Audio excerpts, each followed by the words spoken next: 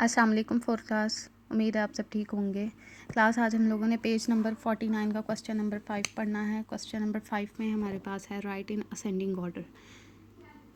पहले आप लोगों ने असेंडिंग ऑर्डर बगैर फ्रैक्शन के पढ़े हैं, लेकिन अब ये जो है हमारे पास फ्रैक्शन फॉर्म में आ गए हैं। अब हम लोगों ने इसको फ्रैक्शन की फॉर्म में पढ़ना है। ठीक है, आपके पास यहाँ एक एग्जांपल दी हुई है। यहाँ पे बाय मिस्टेक 3/2 लिख दिया, लेकिन यहाँ पे नीचे 5 आना था। 3/5, 2/5, 4/5 और 1/5। आपको इस बात का पता होना चाहिए, जब आपके पास नीचे वाले डिनोमिनेटर सारे सेम हो और ऊपर वाले न्यूमरेटर डिफरेंट हो, तब आप लोग क्या करते हैं, तब आप लोग किस तरह देख के असेंडिंग का अंदाज़ा लगाएंगे। आपने देखना है कि जब नीचे वाले सेम हो और ऊपर वाले डिफरेंट है, तो आपने ऊपर वाले में से देखना है कि जो सबसे छोटा होगा ना, असेंडिंग में हम लोग छोटे से बड़े की तरफ जाते हैं, तो आपने देखना है कि ऊपर वाले में से जो सबसे छोटा नंबर होगा उससे हम लोग स्टार्ट करेंगे। देखिए, अब इसमें सबसे छोटा हमारे पास 1 था, तो हमने 1/5 पहले लिख दिया। उसके बाद कौन सा है 2, फिर 2/5, उसके बाद 3, 3/5 और इसी तरह 4/5। सारे ये पार्ट आपके इसी तरह होंगे। नेक्स्ट है आपका है डिसेंडिंग ऑर्डर। डिसेंडिंग ऑर्डर में हम लोग करते हैं बड़े से छोटे की तरफ। इसी तरह यहाँ भी इसके एक एग्जांपल है। देखें, इसमें भी आपके डिनोमिनेटर सेम है और न्यूमरेटर डिफरेंट है। तो इसमें ऊपर वाले में हम छोटे से बड़े की तरफ गए थे और इसमें हम लोगों ने बड़े से छोटे की तरफ, मतलब ऊपर वालों में से जो बड़ा नंबर होगा हमने उसको देखना है। सबसे बड़ा 4/5 है, तो 4/5, फिर 3/5, फिर 2/5 और फिर 1/5। ये सारे आपके इस तरह होंगे। अब नेक्स्ट है पेज नंबर 50 पे आपके पास फिल इन द ब्लैंक्स है। आपके पास पहली फिल इन द ब्लैंक्स है, fractions with different denominators are called dash. मतलब ऐसी फ्रैक्शंस जिनके डिनोमिनेटर्स डिफरेंट हों, वो आपके पास क्या कहलाती हैं, अनलाइक फ्रैक्शंस। ये आपके पास मैंने एग्जांपल्स लिखी हुई हैं इधर, जैसे कि देखें ये फ्रैक्शन फॉर्म में दी हुई हैं 3/7, 8/11 और 5/9। ये जो हैं देखिए, तीनों में इनके ये जो नीचे वाले डिनोमिनेटर्स हैं ये तीनों डिफरेंट है, तो इनको हम क्या बोलते हैं, अनलाइक फ्रैक्शंस।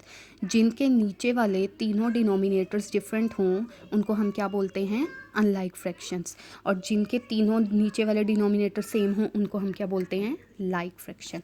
देखें, अब उन्होंने क्वेश्चन में आपको कहा है फ्रैक्शंस विद डिफरेंट डिनोमिनेटर्स। ऐसी फ्रैक्शंस जिनके डिनोमिनेटर्स डिफरेंट हो उनको हम क्या कहते हैं, अनलाइक फ्रैक्शन।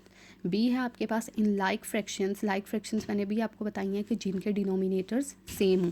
जैसे कि देखें 1/8, 6/8 और 7/8, तीनों डिनोमिनेटर सेम है ना, ये लाइक फ्रैक्शंस है। उसके बाद उन्होंने कहा है in like fractions the dash the numerator the greater the fractional number. वो कह रहे हैं कि लाइक फ्रैक्शंस में जिसका न्यूमरेटर क्या होगा तो उसका जो फ्रैक्शनल नंबर है वो बड़ा होगा।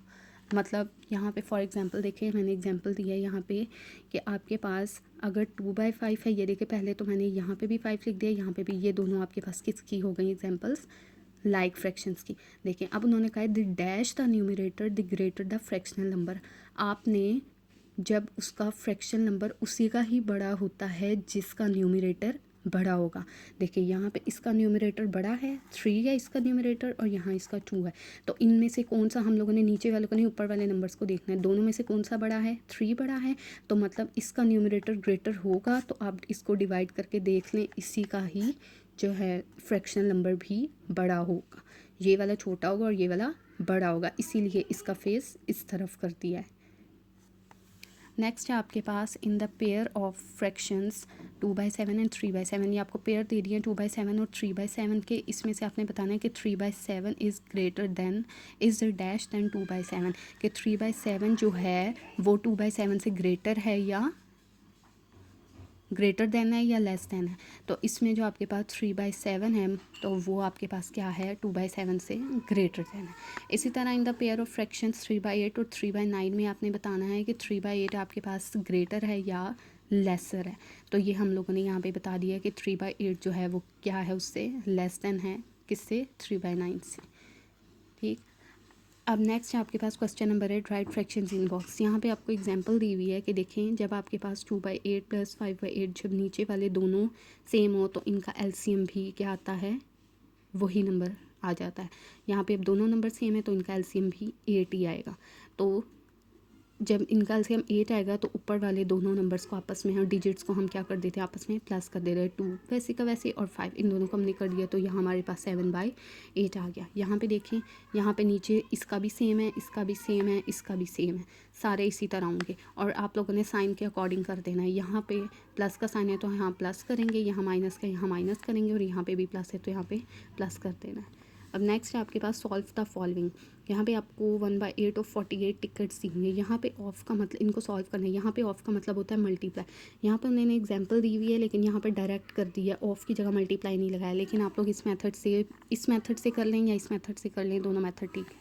लेकिन अगर आप लोग ऑफ की जगह मल्टीप्लाई लगा दें तो वो स्टेप बाय स्टेप हो जाएगा। ऑफ की जगह मल्टीप्लाई आपने लगाना है। जब आपने 1/8 ऑफ की जगह मल्टीप्लाई आ गया और साथ 48 आ गया। अब आपने 8 का टेबल से 48 पे जाता है तो उससे कटिंग कर देनी है। 8 6 48, 6 1 6 तो ये 6 टिकट्स आंसर आ गया। इसी तरह सेम आपके क्वेश्चन होंगे।